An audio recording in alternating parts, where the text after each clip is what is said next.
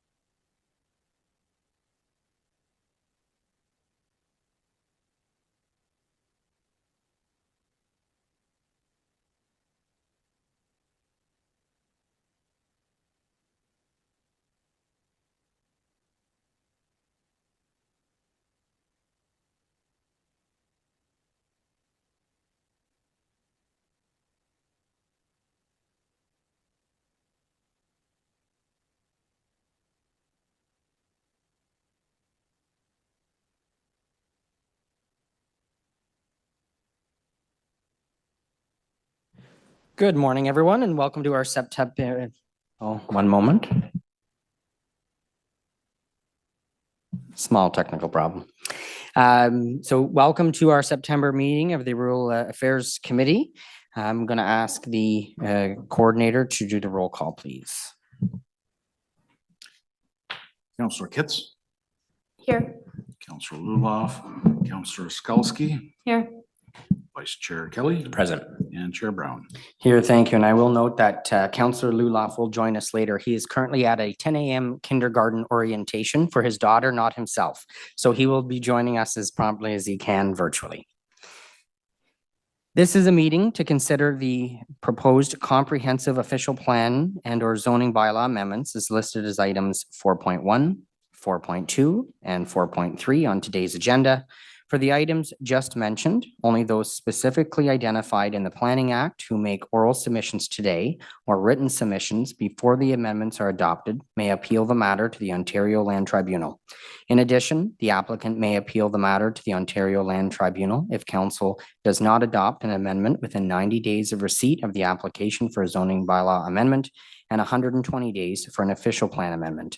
To submit written comments on these amendments prior to their consideration by City Council on the 10th of September 2025, please email or call the committee or council coordinator. Are there any declarations of interest? Seeing none. Confirmation of minutes from the meeting of Thursday, July 3rd, 2025. Are these minutes confirmed? Confirmed. Thank you. Item 4.1 zoning bylaw amendment for 2164 Old Prescott Road.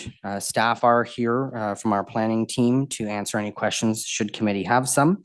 There is no presentation and we have received one request to speak from Mr. Bays. However, Mr. Bays, if this item carries on consent today, do you still wish to speak?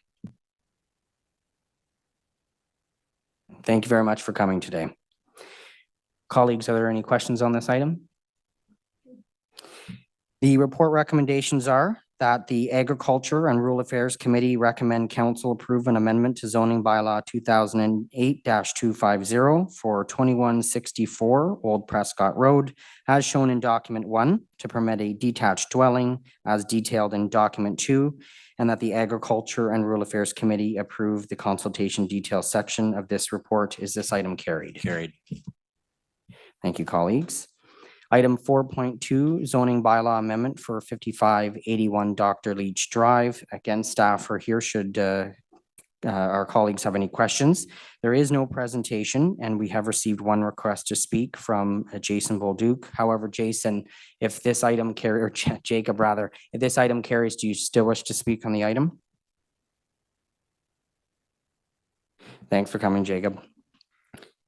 The report recommendations are that the Agriculture and Rural Affairs Committee recommend council approve an amendment to zoning bylaw 2008-250 for 5581 Dr. Leach Drive, as shown in document 1, to amend the rural exception 580R to permit a 2-story apartment building as detailed in document 2, and that the Agriculture and Rural Affairs Committee approve the consultation details section of this report. Is this item carried? Carried. Thank you very much.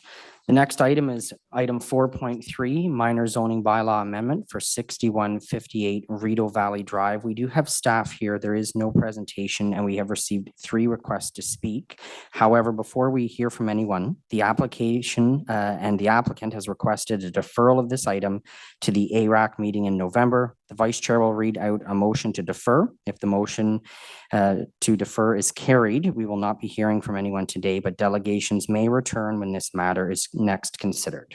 Vice Chair. Thank you, Chair. Whereas the applicant has requested additional time due to availability and consideration of additional details related to the application, and whereas the first notice of meeting had been sent out to the public prior to the request to change committee dates, therefore be it resolved that the Agricultural and Rural Affairs Committee approve the following. Defer report ACS 2025 PDP PSX 0030 for further consideration and return to ARAC at November 6, 2025 meeting, and permit staff to include, if necessary, a revised staff report and or supporting documentation for inclusion in the distribution of the meeting agenda with appropriate notice being provided. Thank you, Chair. Thank you, Vice Chair. And I just want to confirm that we will come back in November. Notice will be reissued, and so no one is losing an opportunity to speak. Mr. Moody, is that correct? Yes, Chair, that is correct, and there will be further notice provided. Perfect. Thank you very much. Colleague, are there any questions on the motion to defer? No. Is the motion to defer carried? Carried. All right, thank you very much. Item 4.4, Rural Community Building Grant Application Review, Marlborough Community Recreation Association. We do have our team from the Rural Affairs Office, Mr. Moody and Mr. Thompson are here. There is no presentation. We have received no requests to speak. There are no additional correspondence. However, if anyone is in the audience and would like to speak to this item, I'm happy to consider that. The report recommendations are that the Agriculture and Rural Affairs Committee approve the recommendation on the Rural Community Building Grants Program application as detailed in document 1. And I'm not seeing anyone rushing to the microphone to speak to this item. So is this item carried? Thank you very much. Item 5.1, the result of the traffic signal and always stop control warrant review in consideration of the rural context. We do have our team from our Traffic Services Department. We will have a staff presentation. We have received no request to speak and there is no additional correspondence. So if our colleagues from Traffic Services would like to come down. Thanks for coming, Heidi.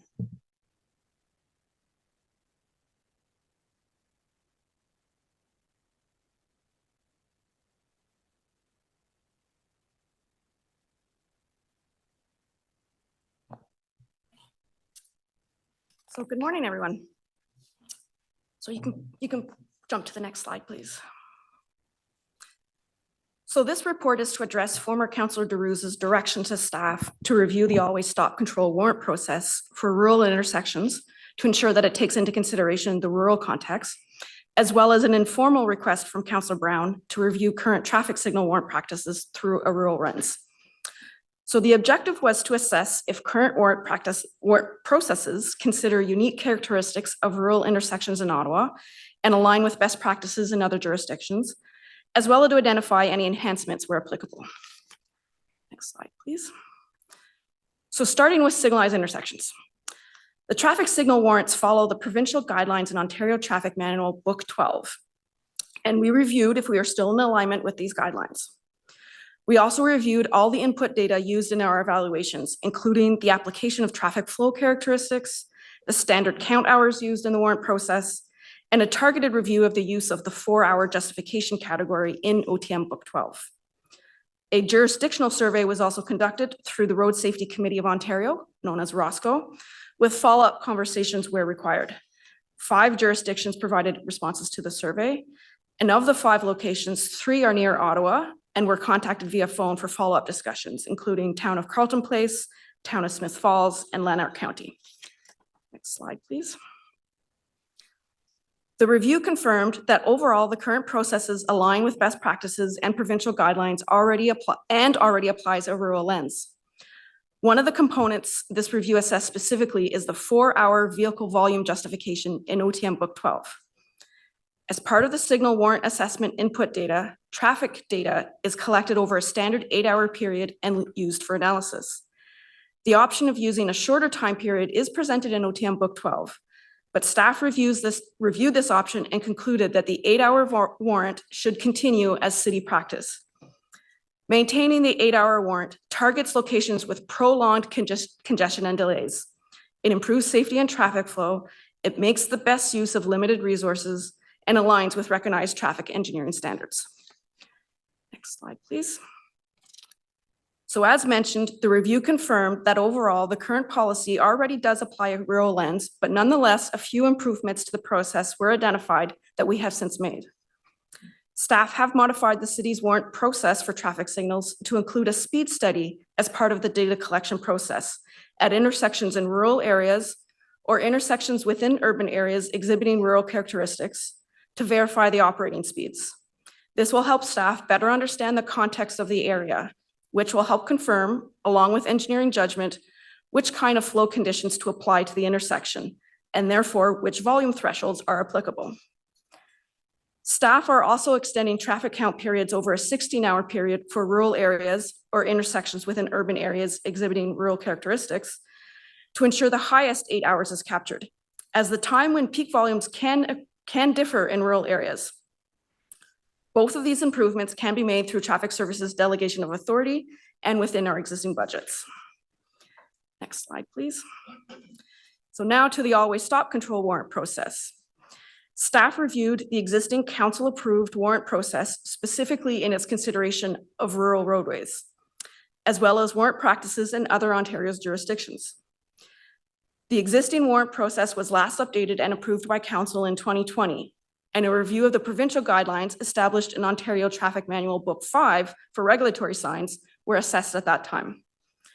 Also, a jurisdictional review was conducted on always stop warrant methodology in 2022 in response to a council inquiry. It was undertaken by circulating a questionnaire to all members of the Road Safety Committee of Ontario. A total of 13 jurisdictions responded to that online survey. Next slide, please. So our review found that the city's warrant process, which is foundationally based on the guidelines set forth in OTM Book 5, does already take into consideration the rural context, specifically for intersections that include at least one arterial road, but does not include a rural-specific consideration for evaluation of a rural intersection outside of villages that include two collector roads intersecting each other or a local road intersecting a collector road. The OTM Book 5 does not provide clear warrant guidelines for rural collector roadways specifically. Next slide, please. So a new rural collector evaluation consideration is being proposed for adoption within the existing always stop warrant policy.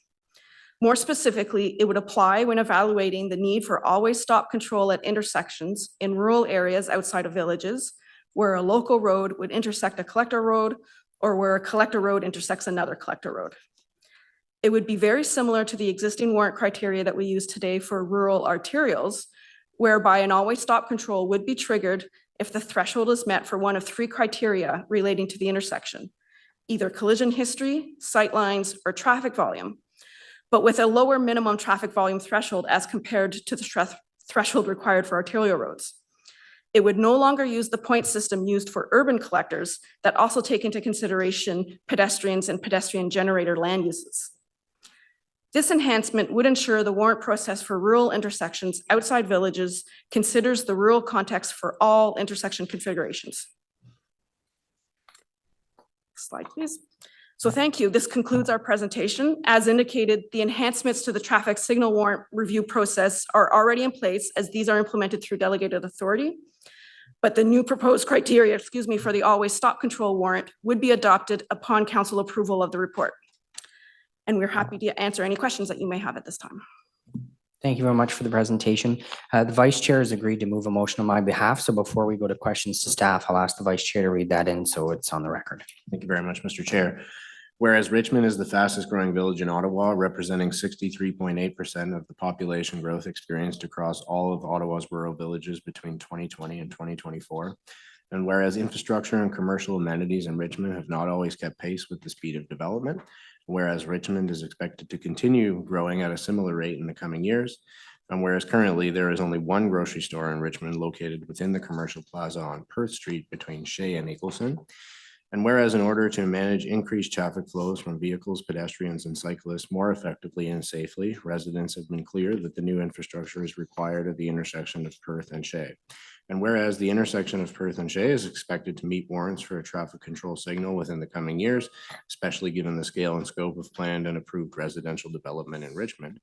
And whereas the intersection of Perth and Shea is identified in the intersection control measures list in the 2024 development charges background study and is a candidate for design and construction between 2024 and 2031 once traffic control signal warrants have been met. And whereas when an intersection pedestrian signal at Perth and Gable was installed, staff noted that it would need to be replaced in the future with a full signalized traffic control signal at Perth and Shea, given its close proximity to the intersection. And whereas the IPS at Perth near Gamble did not meet warrants when it was installed and is underutilized because it does not fully or sufficiently cover pedestrian movements to the commercial plaza. And whereas resolving these concurrent challenges along a timeline that meets the rapidly evolving needs of the community requires an expedited approach to design and construction. Therefore, be it resolved, the traffic control signal be approved for installation at the intersection of Perth and Shea.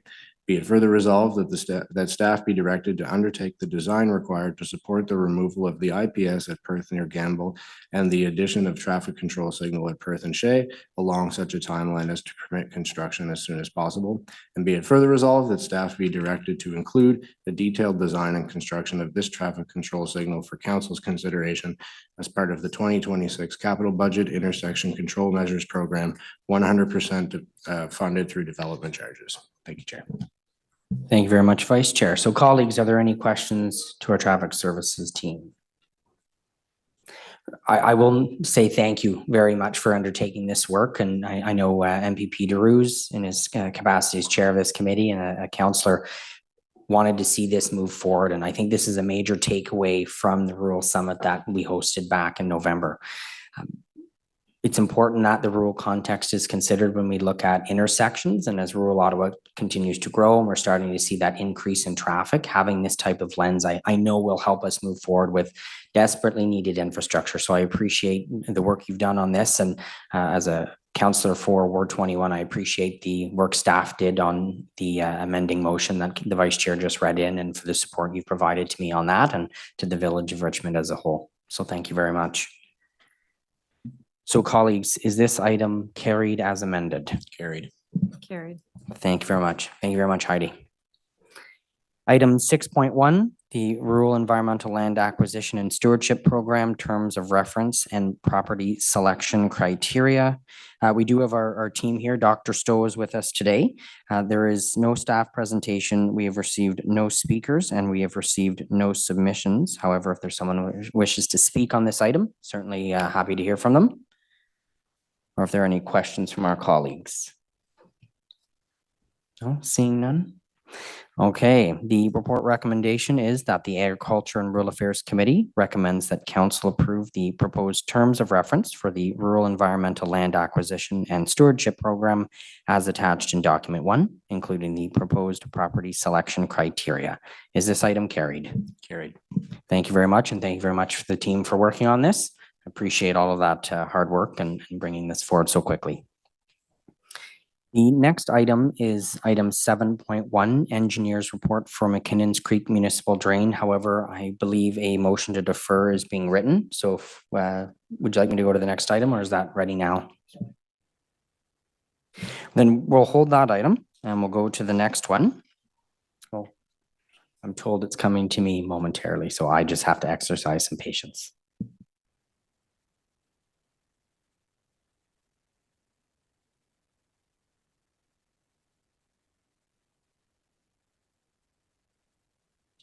Go ahead.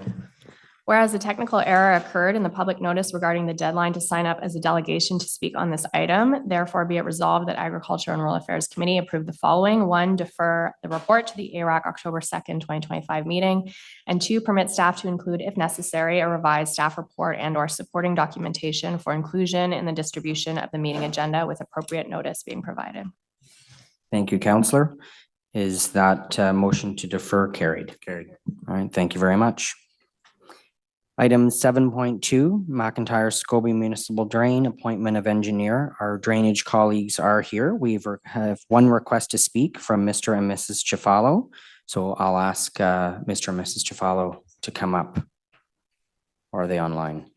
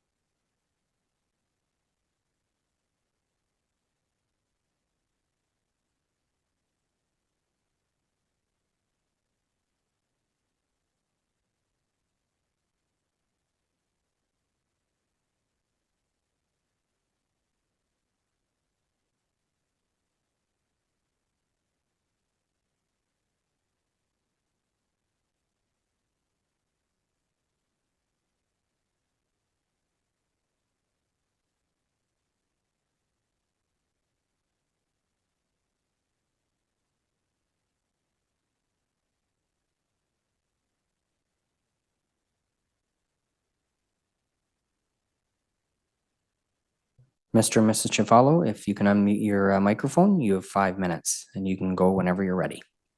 Yes, hi, can you hear us? Yes, we can. Yes, my husband would like to speak to you on this issue that we've been having for a number of years. His English is, not very good, but he's going to try his best to explain the situation to you.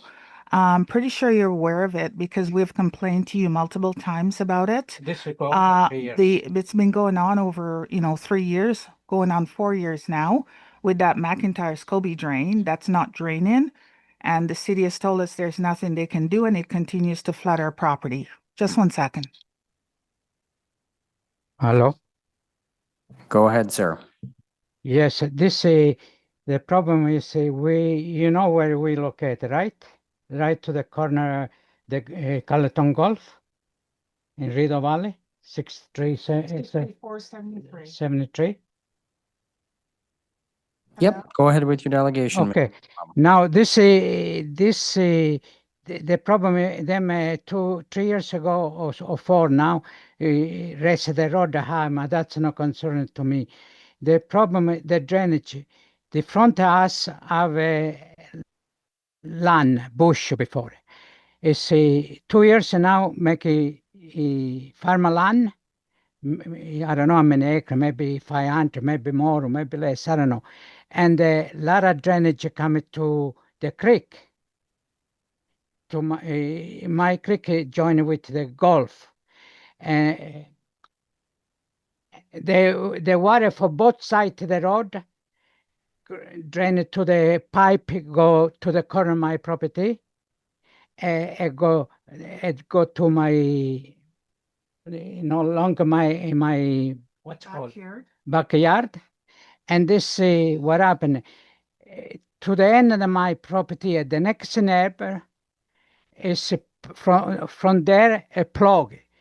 No ditch, no creek whatsoever, no ditch, no creek whatsoever from there to Marina, because 2 years ago the city came clean from there for the culvert there in the road till the end of my property. Them no go farther. Now the problem is this. I call it the Gulf and them say, yeah, we cleaner. The machine work there one for make a big, what's called? Why you not talking? Hello? Hello? Yes, Mr. Chafalo. Yes, I'm just going to try and continue here. So over at the golf course, we've Small pond. there's like a small pond and 2 years ago started to make a big pond. and they made it a larger pond to accumulate more water in the pond, and that water drains in the McIntyre Scobie drain also from the pond. The problem. Plus, across the road, when they cleared the farmer's field over there, they cut everything down, the brushes and everything, and it just came right in the creek. Everything got washed down here. So that created blockage, and we've had no relief for like going on 4 years now. The creek completely plugged. Like that portion of the whole creek is completely plugged. It has nowhere to drain the water, and it keeps backing up in our backyard. Plus, I can't cut the land. If it rains minimally, we can't go in the backyard at all. Can't cut the grass. We can't do anything. The basement, we have we have all humidifiers go in the basement. Lots of humidity from the water coming from the sump pump hole that sits in there. And, it's stagnant water. So it's creating a lot of issues for us in the house also. And we've complained to the city and they're telling us that they can't go on private property to clear the area after the outlet because according to the engineer's report, the outlet, the drain ends there. Last year, I stopped with the machine. Was late. We got our lawn tractor stuck back there trying to cut the grass. We've had multiple issues. Called the manager. Him say, sorry, I don't have no worker here now. And and even the golf course, they're saying they don't have the people to clear their area and things like that. Yeah, last year, one day, I stuck with the lawnmower. I can't push. I can't put some board or something. Can move. It's the 2-3 days there till it dry. I call it the what's called, who in charge to the golf, the manager, what's called, manager? The manager, and he says, sorry, I don't have no, everybody go home now, I don't have nobody to come help you, to push, to do anything. Because soon a little bit water, soon a little bit rain, the land wait. Now 3 years I no make no garden because nothing grow there because too wet. I concerned about the field make in the front make I don't know many acre land field. This put a lot of chemical and maybe affect my well because I have a 200% more water, even like water, all my backyard till the fence is No, full with Mr. water. Follow, your time has elapsed, but if I'll give you 15 seconds, if you could just wrap up, and then I'm going to ask our drainage team to come down and answer a few questions in response to the comments you've posed. So if you can just wrap up your delegation. we'll go- Yeah, have a lot some- of people come here. Yeah. Go talk to the golf after I know here nothing because the big fish eat the small one. The small one can eat the big fish. Now, secretary, I change maybe three or four sun pump. I have in a shed for sure in case. I have a picture where the flood in the basement put some clothes and the insurance no pay. Lots of clothes spoil. The basement finish I spent over $150,000 before. 150,000 10, 15 years or 20 years ago. I have a 2-bedroom, one office, one workshop, the basement, the laundry is a big basement. I have to close the basement if this is not going to be fixed. I lose all the area from the basement. I even call it to the, what's called this? The guy? Mr. Chafalo, again, your time has elapsed, so I'm Okay, all right. questions of our drainage staff in response to the comments you've raised here, and I have a couple questions for them as well. So I have Mr. Ryan here from our drainage team. Mr. Ryan, could you outline with a bit of context the staff recommendation in the report, please? Absolutely, Mr. Chair. So the McIntyre-Scobie drain was constructed in 1969. It outletted where it outlets today, which is near the Chafello's property. We have maintained the drain as much as we can according to the engineer's report and bylaw. 2 drainage superintendents have been out there to examine it. The last maintenance was undertaken on close to the Chafello's property in March of 2024. So the outlet is what it is. It's a nuisance issue for these people. I understand that, but the drain is functioning as designed. The outlet would be through a floodplain. So we did provide them with the opportunity to request a improvement under the Drainage Act. But there are costs associated with that, significant costs. And if they're the only landowner that's really going to benefit from it, the costs far outweigh the benefits. We also met with the Conservation Authority in advance of this meeting, and they would not be supportive of issuing a permit in this regard. So the drain is functioning as designed. They can still petition under the Drainage Act, but there will be significant costs, not petition rather, but they can request an extension of the drain through the Drainage Act. But there are significant costs associated with that. And can you just describe for committee, again, who would cover those costs? Yeah, so these are private communal systems with status under provincial legislation. So they're communal, right? So everybody that benefits pays for the drain, pays for the construction of the drain, pays for future maintenance. And so the cost, if they were the only requesting landowner, a large portion of the cost would be borne by them. And any landowner, assuming they still own the land when the work's completed, their property rather, whoever owns that property would have a significant bill. Significant. We're talking tens of thousands of dollars just to get an engineer to look at it. All right, no, thank you very much. And I think that context is important. And my understanding as well is this is the first report for drainage works that I'm aware of. And I think likely the first report from the amalgamated city of Ottawa where drainage staff are recommending against moving forward. Is that correct? That's the first one in my 25+ years. Yes, you're correct. Well, as a Dave, you've been here longer than this, Dave, so Yeah. I'll take that. I understand the concern from Mr. and Mrs. Chafalo. I understand that they want this issue to be resolved. But based on the conversations that I've had with the landowner, and I know the conversations that staff have had with the landowner, there is some concern about not wanting to cover some of these costs. And as Mr. Ryan has outlined, there'll be significant costs for the landowner. We also will run into an issue with permitting from the Rideau Valley Conservation Authority. And so I don't want to see, as the councillor who represents Mr. and Mrs. Chafalo, but also as chair of the committee, I don't want to see these costs be incurred if the work isn't going to be undertaken. At the end of the day, drainage works are there to alleviate drainage concerns, but I don't want us to go down this very long and expensive process where costs will be incurred even if that resolution is not brought to bear. So I'm going to recommend that committee support the staff recommendation and deny the request to appoint an engineer for this project. But I just want to confirm, Mr. Ryan, that if the landowners in question wish to proceed, is there an opportunity for them to appeal this decision?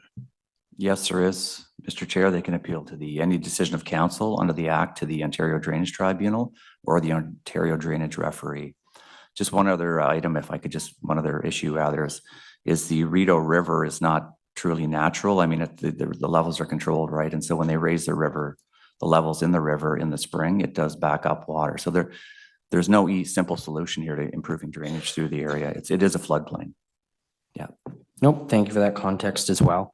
And so if committee does support the staff recommendation to deny, I'm going to request that Ms. Moore on your team reach out with an email to the Chafalos and instruct them on how they can move forward with appeal if that is their desire. That's fine. Yep. Sure. Okay. Thank you. So colleagues, are there any questions for staff or the delegate? No.